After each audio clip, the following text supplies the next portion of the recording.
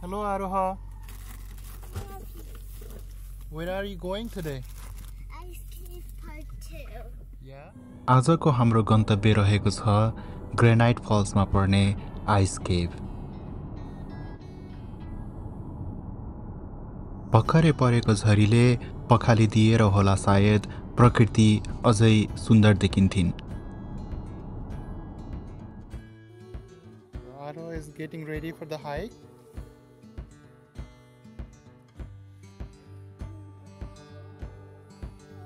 A bit sunny now.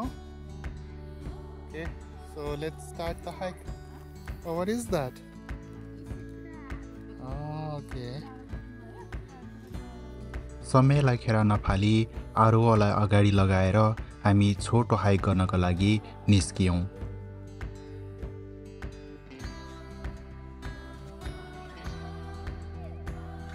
They just add beautifulness to the nature. That's what they do. They make nature amazing. मौसम परिवर्तन भए लगत्तै पलाएका यी वनफुलहरू सम्बन्धी आरोहलाई धेरै जिज्ञासाहरू थिए। All right, Aroha. Looks like you gotta be careful. Do you remember this breeze, Aroha?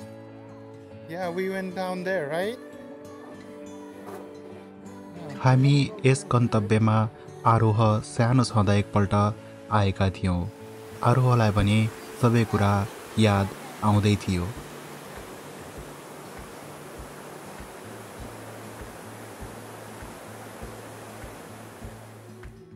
यी सुसुवाउँदा खोलाहरूले मेरा बाल्यकालका स्मृतिहरू मेरा आँखा अगाडि ल्याइदिए। हिउँ पग्लिएर बनेका खोल्साहरूबाट सुस्ताउँदै गरेको आवाजहरू पछ्याउँदै हामी अघि बढ्यौं।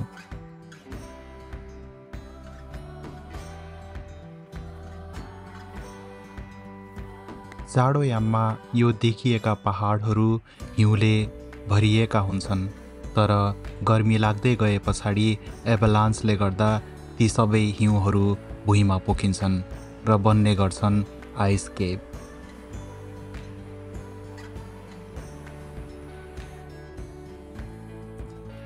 So Aroha, aren't you cold? Okay. But look at that, Aroha.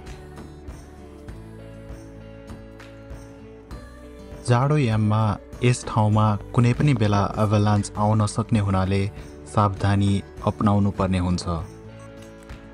तर वर्षको यो समयमा भने सबै हिउँ तल झरिसकेका रहेछन्।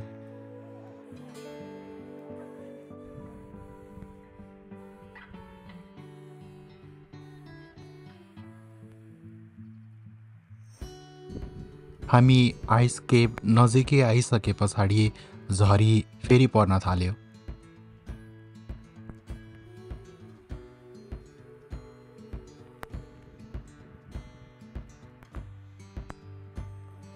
तर हिउँ खेल्नबाट झरीले पनि आरोहलाई रोक्न सकेन।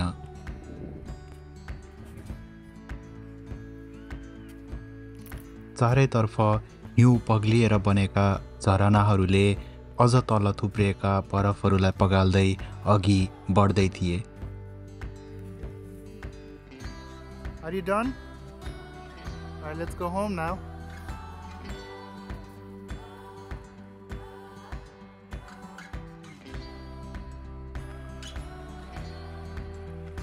केही बेर प्रकृतिलाई स्पर्श गरेर हामी त्यहाँबाट फर्किने निधो गर्यौं।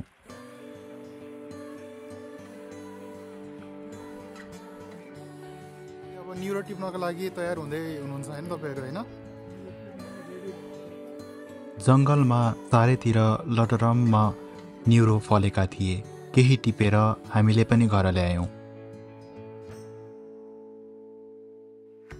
आरोहलाई पनि वर्षको पहिलो हाइक गरेकोमा निकै गर्व महसुस भइरहेको थियो। All right, little man. So how was overall experience today? So what was the thing that you liked the most? The snow? Yeah. Me, my snow, right? So he is in his car now. Oh, I gotta open it. Let me open it, okay? So bye for today. Bye for now.